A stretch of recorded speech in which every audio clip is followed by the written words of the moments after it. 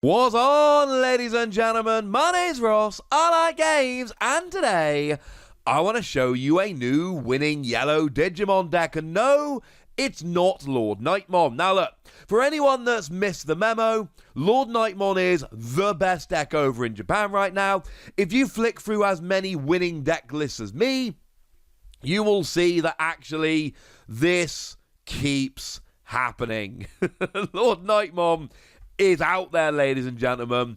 Lordknightmon is a very good deck, which is basically winning everything right now. But it is not the only good yellow deck. I've seen a couple winning deck lists for a yellow recovery deck. So let's have a little bit of a gander, shall we? It's a new kind of deck that started popping up around. And like I say, I've seen a few different lists of it. So let's take a little bit of a gander. Now, starting off with our level 2s, we've got the kind of thing that we usually tend to see with these kind of decks. We've got ourselves a 4-1 split. The 4 just so happens to be, and I need to make sure I get these the right way round, it is Cupamon. If your security is 5 or more, when you attack, you draw a card. Well, drawing a card is awesome. The issue generally comes from the fact that actually your security isn't going to be at 5 or more for long. Good news is these new yellow decks, they are recovery focused decks. So yeah, your security is going to be 5 or more, a lot more than average. We then also got one Uppermon. When you're attacking once per turn, if your security is 3 or less, you draw a card. No, it's not as good, because you want to keep your security high. That's the whole point of the deck. But it's still drawing a card. It'll still do. It's not our preferred choice. It's why it's the one of, but it'll do all right. Moving over into level 3s here. And we've not got quite as many level 3s as you might expect. Well, we got 10, but we often see more than 10, quite frankly, in a lot of these decks. But we'll get there in a moment. So we've got ourselves a full 4 copies of the Salamon that came around in BT2. Because that Salamon has got a skill whereby when destroyed, if your security is 3 or less, you recover 1. I've told you that we are very much in a recovery deck here. So having a Digimon you can just throw at your opponent and then it gets deleted and you gain a security card, yeah. That sounds like the kind of thing we want to be doing here. We've also got ourselves a pair of Salamon, but specifically here we are talking about the Salamon that came around in the starter deck. And honestly, what's special about this is it's a 2 cost to play normally, it's cheap, that's it. Simple as that. But we need some cheap ones to play, so you know what? That will do quite nicely, ladies and gentlemen. That'll do. We've got ourselves a couple copies of Lopmon. When you play it, you look at the top card of your security. If you add it to your hand, you then draw a card. Simple as that. Do you really want to be adding a security card to your hand? Bearing in mind, of course, that when your opponent takes out all your security, they attack and they win. Not all the time. But this is one of those cards where if you know you can recover, or if it's going to put you down to a low enough security stack that you can activate some other skills or things of that nature, this could be kind of cool. Plus, you get a card from your security and then you potentially draw a card. So you're giving yourself card advantage here, which can very much help you to finish off the game, which is a good thing. And then we've got ourselves a couple copies of the promo Patamon, the very first yellow card we ever saw. Wait, is that actually true? Nah, it's definitely one of them. Yeah, because technically the Gatomon was promo 6 and this is promo 5, so I'm totally counting it. And when you play it, if you've got 1 or fewer security cards, you trigger recovery +1. Sure, it only kicks in when you've got 1 or fewer security cards, but it stops you losing the game. If you've got no security cards and you play this, your opponent has got to attack twice in order to win the game. If you've got no security cards and you don't play this, your opponent's got to attack once to win the game. You can probably see where we're going with this. This is, it's a pretty good card. Moving over into level 4s, we've actually got Angliamon. I know! These are the security Digimon that I have not spoken particularly highly about generally, because my theory with them has always been that they're not that likely to come out in your security. 50 card deck, 5 security cards, each of them has a 1 in 10 chance of coming out your security. But if you're playing a deck where you are constantly taking cards from your deck and putting them down as extra security, then all of a sudden the chances for these security cards to come out as security are massively increased. And yeah, that changes quite a lot, ladies and gentlemen. That changes quite a lot indeed.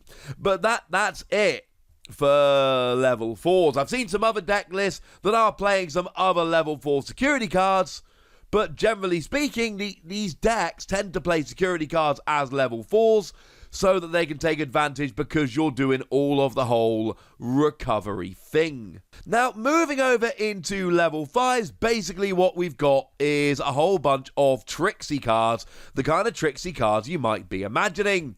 So we've got Mistymon. When you play it, 2 of your opponent's Digimon lose 3,000 power for the turn. It's good for deleting little Digimon. It's good for bringing power down to essentially break the tie so that you can then delete them using your own Digimon, which honestly seems like a pretty good thing to me. We've got Angel Woman from the starter deck here. When you Digivolve, if you've got 3 or fewer security cards, you recover 1. It's a recovery card, right? That's kind of what we're going for here. So we are going to have one of them. That kind of makes a little bit of sense. We've got a copy of Shakumon. On your turn, it's also a blue Digimon. That's kind of irrelevant, honestly, in this deck because we're not playing any blue cards, but it allows for some interesting tech options if you want to take the deck a bit further. But on your opponent's turn, all of your opponent's Digimon with no Digivolution cards gain security attack -1. They attack 1 fewer security card. And this is awesome because what it essentially does is turn off a bunch of your opponent's Digimon, which gives you more time, and the more time that you've got, the more you can start setting up and recovering, and frankly, this is a good thing.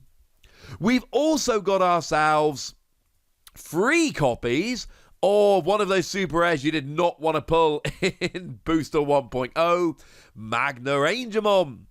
When played, recovery +1. If you're a yellow player, it's great. Otherwise, it's level 5. And I don't know, it always seemed one of the more underwhelming super rares.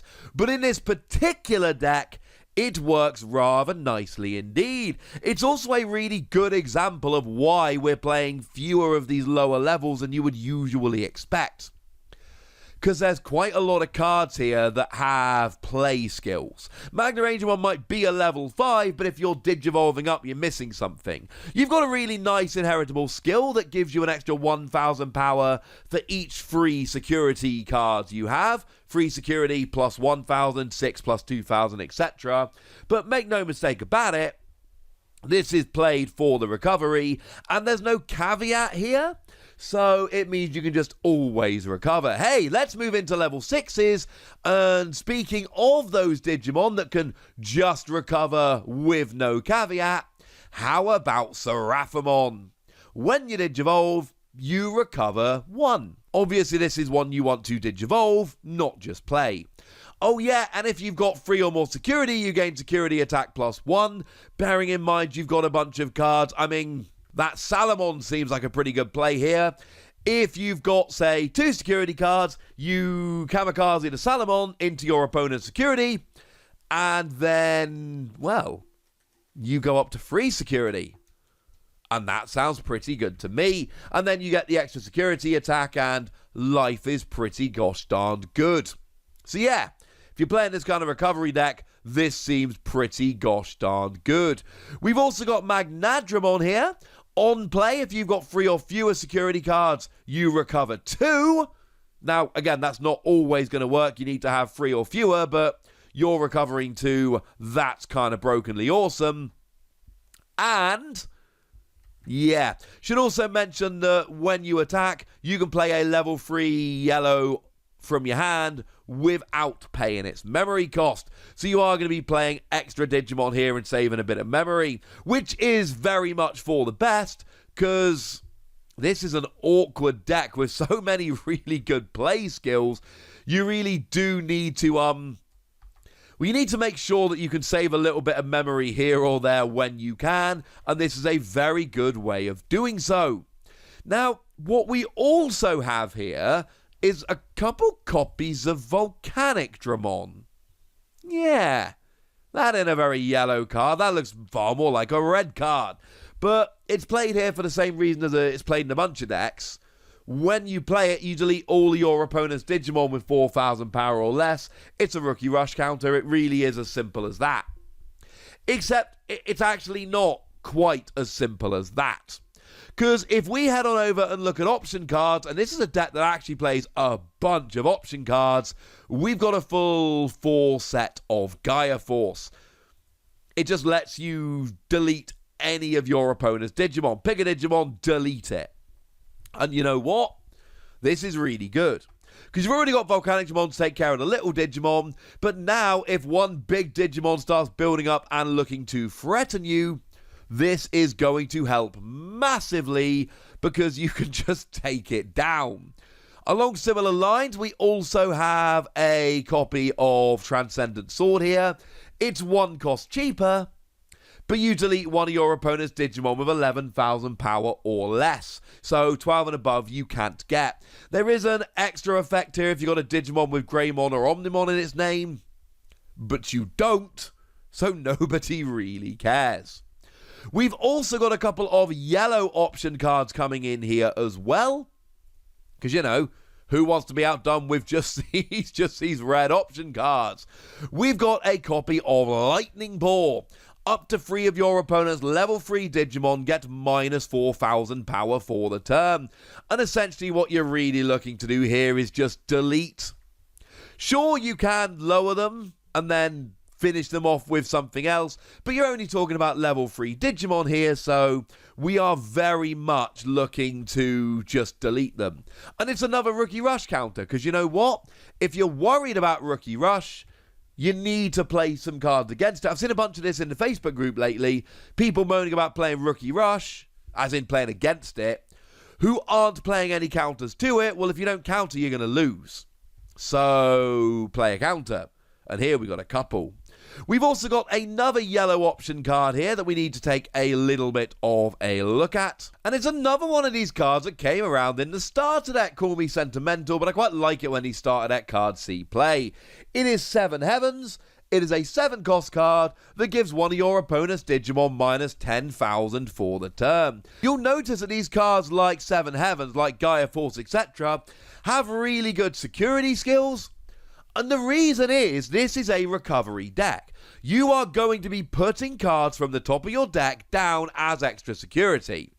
So what we're basically doing here is building a deck with loads of really good security skills, because these cards are going to end up in your security more often when you play these recovery skills. So yeah, we've got a lot of 7 and 8 cost option cards, but the theory here is that they're actually going to come out as security more often, because you are going to give up more security because you're going to be recovering, and I love this way of playing. We also have a couple of Tamer cards here, but again, you need to bear in mind that these Tamer cards are going to end up in your security more often, and therefore be played for free more often. We've got the TK Takaishi that came around in BT1. It's one of those ones that puts your memory to free at the beginning of your turn. When you play it, you look at your security stack, reveal 1 card and add it into your hand. If it is a yellow card, you trigger recovery +1. Now, this isn't real recovery, remember, because you are just replacing a card that you took. But in this particular deck, it's so much more than that. I've just finished telling you that what we've actually got here is a whole bunch of cards with great security skills. So you take a card out of your security to use now, you put a random card back in, but that random card very may well have a really good security skill. So it's just another way to try and activate these security skills, and I am loving it. We've also got the Taikamiya from the red starter deck here. It is a 2 cost card that gives all of your Digimon an extra 1,000 power. which is nice, but it doesn't have any awesome synergy, and that makes me a little bit sad. I adore this deck. It's a very different way of playing. When you take a first glance at the deck list, you go, that's a lot of option cards and Tamers, I don't think this is going to work. And then you dig into it and you're like, oh, so actually you're just really taking advantage of all those extra security skills you're going to be able to activate because you're giving up so many more security through the game. And then you got all those counters for Rookie Rush and counters for Big Digimon, and I'm a little bit in love, ladies and gentlemen. I am a little bit in love. It's got me excited about playing yellow again, and I did not think I was necessarily going to be excited about playing yellow for a little while. But now it's over to you guys. I want to know what you think about this deck. I want to know if you think this has got legs or whether it is a bit too much of a gimmick, though I have seen multiple winning lists, so I think gimmick might already have passed. Let me know in the comment section. Go nuts. Be nice. And then make sure you like this video, subscribe to this channel, follow me on Twitter at TheWasi, and Twitch for some live action at twitch.tv/PTCG Radio. If you want to support the channel, get some bonus podcasts and all that good stuff, head on over to patreon.com/PTCG Radio, where you can do exactly that. But by far the most important thing, as always, look after yourselves till next time, would ya? Thank you very much for watching. My name's Ross, and you've been watching Wasi Plays.